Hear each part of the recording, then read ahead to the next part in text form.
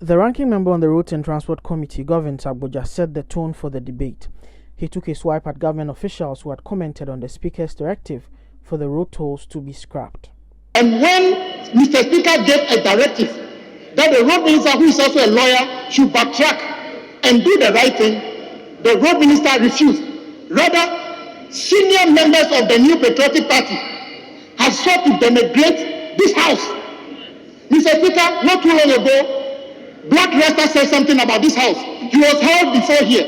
So what is the difference between what Black Rasta did and what John Boadu did in Central Region by telling you, Mr. Speaker, that if you want to collect the tolls, you should go to the toll booths and collect the tolls yourself? Why is John Boadu not being held before Parliament? The chairman of the committee, Kennedy Osei-Nyako, extolled government achievements in the sector.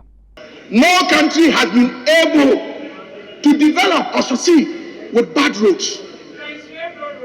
So if we don't have a good road, then what we are literally meaning that we are not ready to even push our economic agenda forward. We have people who produces in the villages, and they find it difficult. They are farmers, and they are not able to, because of bad roads, they are not able to transport their goods, their farm goods, to even the market center because the roads are very bad.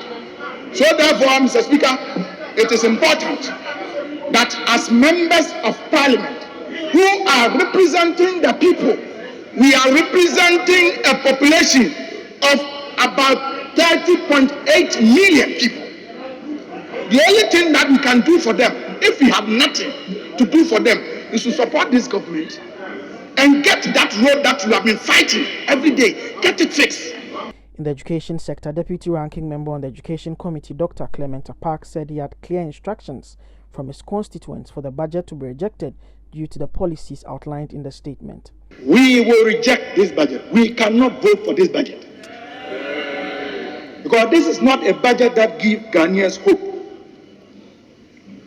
As a member of Parliament for Butsasam, my constituents have told me that should I make the mistake of voting in favor of this budget, I should remain in Accra. And I will not remain in Accra. They sent me here to work on their behalf. Their instructions are very clear.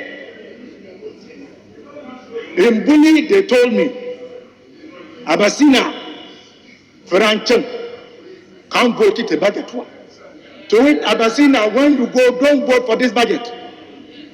And so our position is clear. We represent our people, and we are going to do what they have asked us to do. The Minister for Education, Dr. Yaosei Educhum, touted the achievements of the Akufo-Addo administration in the education sector and reiterated the focus on science, technology, engineering, and mathematics education.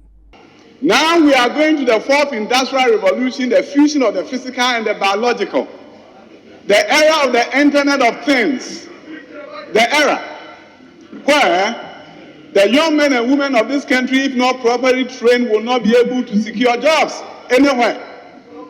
We are in the fourth industrial revolution, and this budget is responding to the fourth industrial revolution. The Vice Chairperson of the Defense and Interior Committee, Dr. Zaneto Rollins, in her submissions, expressed reservations about the Ajinkwa budget. Mr. Speaker, my worry is that every time a budget is presented in this House since 2017 and given a very interesting slogan, the opposite of what the slogan declares is what happens to us in Ghana. Last year, the Wanyawahia budget has caused a level of regression, which has now resulted in the new name, Ajinkwa. So I dread to think what will happen in 2022. And I know that it is the patriotic members of the National Democratic Congress, the members of Parliament representing half of